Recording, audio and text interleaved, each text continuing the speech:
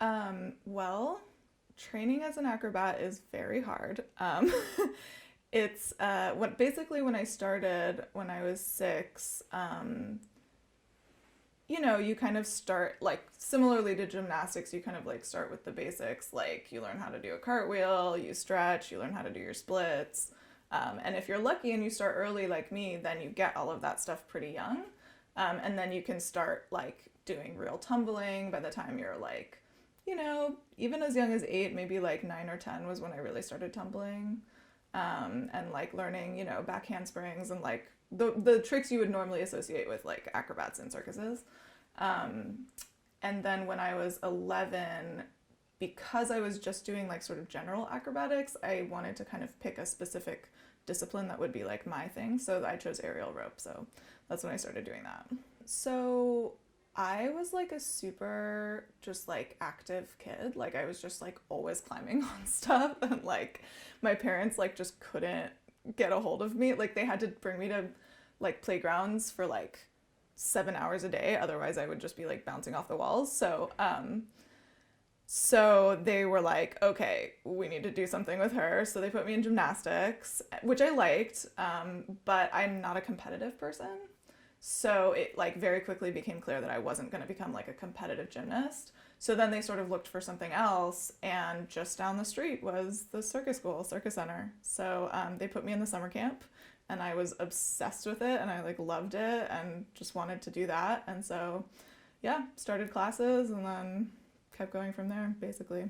There's kind of a point that you reach when you get to be like 17, 18, where you kind of have to make a choice. Like, am I going to just do circus, or am I gonna like go to college and like be a normal kid, basically?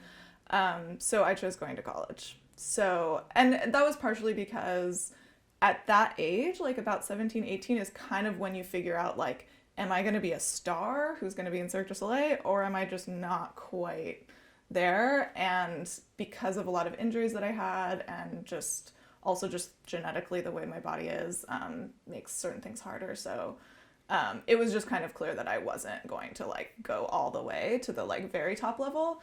And also because like I wanted to like study other stuff. Like circus wasn't like ever my only number one thing. So I mean, it did take up an enormous amount of my time, obviously, because you have to train like many hours a day. But I had other interests too. So I decided to go to college. But my first year of college was kind of hard because I wanted to continue circus, but I didn't really know like how to do that. I was like in LA in a new place. So there was a point where I was kind of like, like, am I going to keep doing this? But then I looked on Craigslist and I found like a local fire spinning troupe. And they were looking for an acrobat. So I just like joined that and did that for the next 3 years in college. And then when I got back, I went to grad school at SF State for creative writing. And there was another point there where I was kind of like, I don't know, maybe I'm just done with this. Like I wasn't really doing performances that I liked doing. I was doing kind of more like clubs and like corporate kind of things, and it just wasn't really what I wanted to do. So I was kind of like, maybe I'll just pursue something else.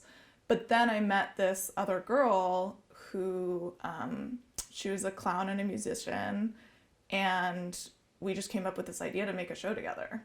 And so we made this like 2-woman circus show that we like toured to different festivals. And that ended up being the thing that got me back into it, because I realized I could make my own shows. And that just led me down a whole other path of like producing and making my own shows. So ever since then, I'm basically like, yeah, I'm in circus for life. Every circus performer has a point where they have to come to terms with like, okay, my body's getting older, like can't always do this at this level forever. And that's kind of what I went through the last year or so, is like, okay, I'm not 18 anymore. I've been doing this very seriously for a very long time, and that takes a toll, and you get lots of aches and pains and stuff like that.